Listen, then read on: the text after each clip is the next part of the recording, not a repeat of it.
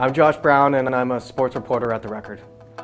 I'm doing a story on Kitchener boxer Artur Binkowski, who was at the 2000 Olympics in Sydney, Australia, and starred in the movie Cinderella Man with Russell Crowe.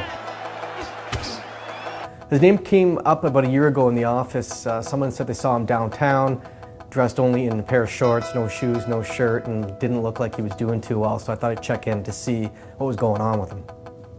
When I first met Art, he's a very intimidating guy. I didn't know if he was going to hug me or punch me. And when we showed up at The Record for our first interview, he had a gash running down his head that was fresh, a black eye, missing tooth. His hand was all cut up. And he told me that he had just been jumped in Waterloo. The story focuses on Art's life. He came here when he was 13 with his family who immigrated from Poland. And it follows him as he trained under Ernie Beam locally, who also trained world heavyweight champ Lennox Lewis. Qualified for the Olympics, started off his pro career well, undefeated in his first 16 bouts. And then things started to take a turn. He started to lose some fights, and the last decade's really been a struggle for Art.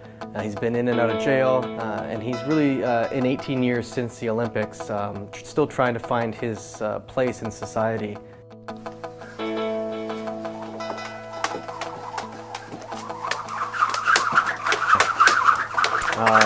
Art's a tough guy to interview. He's probably in 27 years of journalism or so, one of the most memorable interviews I've ever had. He's the kind of guy where you ask him a question, he starts to answer and then veers off into a myriad different topics and takes about 10 minutes to answer one question. Oh, the reason I did not fight at that fucking thing, everything was for the fight, like I said. I met Art 3 times over the course of almost 4 months.